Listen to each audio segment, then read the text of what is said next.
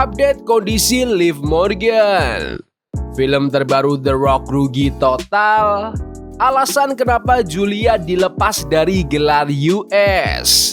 Dan masih banyak lagi.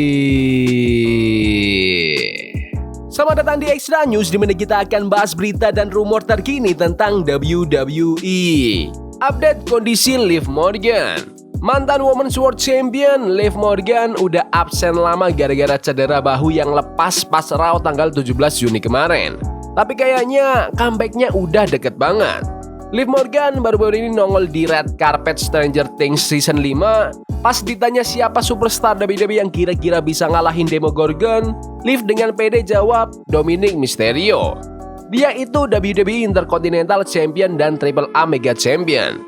Dia bisa ngelakuin apa aja, kata Liv sambil ketawa. Terus pas ditanya soal dirinya sendiri, Liv bilang dia bakal seneng banget kalau bisa jadi partnernya Eleven di ring. Setiap kali Eleven jatuh, dia selalu bangkit lagi lebih kuat dari sebelumnya. Dia paling ikonik dan bakal jadi partner tag team terbaik karena aku nggak perlu ngapa-ngapain. Dia bakal beresin semuanya buat aku, ujar Liv. Dan pas ditanya kapan dia bakal balik ke WWE, Liv gak kasih bocoran pasti, tapi sempat ngetis sedikit. Kayaknya semua orang coba perlu nonton aja dan lihat sendiri nanti, katanya sambil senyum. Menurut kalian, apakah Liv Morgan bisa comeback di Royal Rumble? Komen di bawah. Film terbaru The Rock rugi total. Film terbarunya The Rock, The Smashing Machine, udah resmi kelar masa tayangnya di bioskop dan hasilnya agak pahit. Film itu cuma ngumpulin sekitar 20,2 juta dolar di seluruh dunia, 11,4 juta dolar dari Amerika dan 8,9 juta dolar dari luar negeri. Padahal modal produksinya itu 50 juta dolar. Menurut laporan terbaru, karena bioskop biasanya ambil separuh dari total pendapatan, film ini sekarang lagi tekor sekitar 40 juta dolar. Walau nanti masih bisa tertolong dari penjualan hak streaming dan TV. Dalam wawancara sama Hollywood Reporter, The Rock buka suara. The Smashing Machine benar-benar ngubah hidupku dengan cara yang gak aku sangka. Film ini ngewakilin hal besar buatku, tentang dengerin intuisi, nurutin suara hati kecil. Kadang kita ngerasa bisa ngelakuin sesuatu, tapi ragu. Dan kadang butuh orang lain buat nyemangatin kita, bilang, ayo kamu bisa kok. Film ini juga jadi titik balik karirku yang udah aku tunggu-tunggu bertahun-tahun. Pertama kalinya dalam lebih dari 20 tahun, sejak The Scorpion King, aku bikin film bukan buat box office, tapi buat nantang diri sendiri, ngebuka diri, dan benar-benar tenggelam dalam peran. Dan jujur, aku sama sekali nggak mikirin angka box office. Dia juga bilang, meskipun hasilnya di box office gak seperti yang kita harapkan, gak apa-apa. Karena film ini adalah sesuatu yang aku lakuin buat diriku sendiri. Mungkin karena aku anak tunggal dan banyak hal di masa kecilku yang berat. Pernah diusir dari rumah, ibuku sempat mau bunuh diri 2 bulan setelah itu, dan aku yang nyelamatin dia di tengah jalan raya. Banyak banget hal kayak gitu yang dulu aku tolak buat dieksplor di film. Bertahun-tahun aku cuma main di film-film seru kayak Jumanji atau Moana yang punya ending bahagia, dan aku masih cinta film-film itu. Tapi kali ini beda. Film ini bikin aku sadar, ternyata aku bisa tetap ngelakuin hal yang aku cinta, yaitu bercerita. Tapi juga bisa naruh semua pengalaman hidup itu ke dalam karya. Menurut kalian, apakah kalian suka sama film The Smashing Machine-nya The Rock? Komen di bawah. Alasan kenapa Julia dilepas dari gelar US. Reign Julia sebagai WWE Women's United States Champion kayaknya ninggalin rasa agak pahit di kalangan fans. Sekarang muncul rumor kenapa Triple H dan tim kreatif akhirnya nyabut gelarnya. Di SmackDown tanggal 8 November, Julia ngelawan Chelsea Green buat mempertahankan gelarnya. Tapi pertandingannya singkat banget. Chelsea menang dengan roll up curang, kaki di tali ring, ada gangguan juga dari Kiana James dan Alba Fire yang bikin hasilnya makin kacau. Dengan kekalahan itu, perjalanan US title Julia berakhir di 133 hari. Tapi setidaknya dia udah jadi juara dengan masa reign terpanjang sejauh ini, ngalahin rekor sebelumnya yang dipegang Chelsea Green. Selama masa reign-nya, Julia cuma 2 kali berhasil mempertahankan gelar, lawan Zelina Vega dan Michin. Tapi karena jarang tampil di TV dan gak punya feud yang kuat, masa juaranya terasa agak biasa. Nah, menariknya, ada laporan yang ngasih bocoran kalau WWE udah punya rencana buat naikin Julia ke level main event. Dan itu mungkin alasan kenapa dia dikalahin lebih cepat. Tapi tetap aja, kekalahannya dalam waktu kurang dari 2 menit bikin banyak fans ragu apakah dia bisa naik ke puncak secepat itu.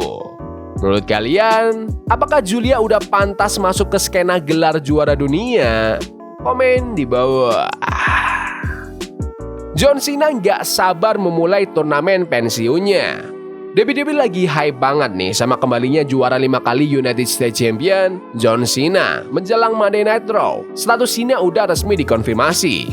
Cena udah absen sejak Crown Jewel, tapi muncul lewat video V-nya di Saturday Night's Main Event buat ngumumin The Last Time Is Now turnamen.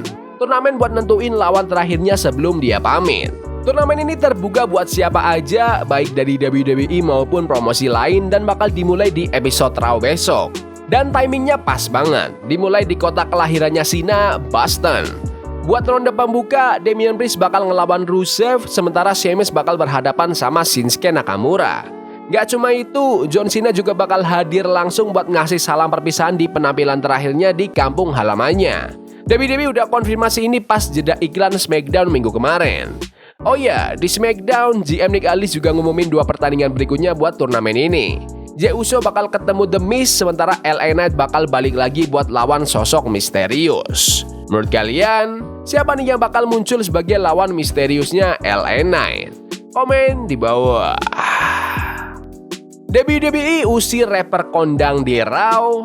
Rapper sekaligus promotor wrestling West Side Gun resmi ngumumin kalau dia udah nggak mau ada urusan lagi sama WWE setelah diusir dari acara Monday Night Raw di kampung halamannya sendiri, Buffalo, New York.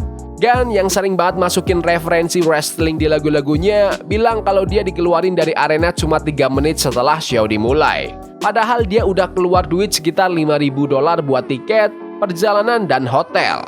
Berikut isi curhatannya yang dia tulis di X.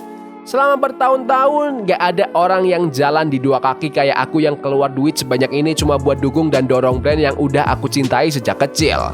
Aku duduk di barisan depan di tiap show besar, literally. Semua momen seru yang dibawa WWE ke hidupku, sampai akhirnya waktu aku mulai bikin musik, aku masukin elemen wrestling ke lagu-laguku. Aku bikin orang yang dulunya benci wrestling jadi nonton lagi. Aku bikin wrestling kelihatan keren di saat banyak orang anggap itu norak. Tapi aku lihat perusahaan yang sama dudukin orang-orang di sebelahku yang bahkan bukan fans, dan mereka ngelakuin kayak aku ini nggak ada. Sampai akhirnya Raw mulai jam 8 malam, dan jam 8.03 aku udah diusir keluar setelah ngeluarin $5.000 buat tiket, hotel, dan perjalanan di kotaku sendiri tanpa alasan apapun. Dia lanjut nulis, "Gak bohong, sisi kecil di dalam hatiku hancur hari itu. Jadi aku mikir, ya udah, mulai sekarang aku cuma bakal support orang-orang yang juga support aku. Jadi kalian gak usah khawatir, aku gak bakal promosiin produk mereka lagi. Sedih sih karena aku masih cinta WWE, tapi aku udah punya perusahaanku sendiri." Menurut kalian, apakah mungkin WWE usir seseorang tanpa alasan yang besar? Komen di bawah. Kevin Owens belum bisa return. WWE baru aja ngumumin Saturday Night's Main Event pertama tahun 2026 yang bakal digelar di Kanada, tepatnya di Bell Center, Montreal, Quebec, tanggal 25 Januari. Event ini bakal jadi bagian dari kerjasama spesial antara WWE dan Tourism Montreal. Di malam sebelumnya, bakal ada episode SmackDown di tempat yang sama. Jadi ini bakal jadi weekend spektakuler 2 malam buat fans Kanada. Tapi menurut laporan terbaru, sayangnya Kevin Owens belum akan balik bertanding di weekend besar itu. Owens masih dalam masa pemulihan dari operasi leher besar yang dia jalani bulan Juli 2025, yang bikin dia harus mundur dari match lawan Randy Orton di WrestleMania 41. Biasanya pemulihan kayak gitu butuh waktu lebih dari setahun. Jadi kemungkinan dia baru bisa balik di pertengahan tahun 2026. Tapi kabar baiknya, minggu ini Owens muncul lagi di media sosial. Dia posting video dari WWE Performance Center. Emang dia belum latihan di ring, tapi udah mulai latihan sprint pendek. Tanda yang bagus banget kalau rehabnya berjalan dengan lancar. Menurut kalian, apakah kalian rindu dengan Kevin Owens? Komen di bawah. TKO bakal hapus acara yang dibuat Vince McMahon.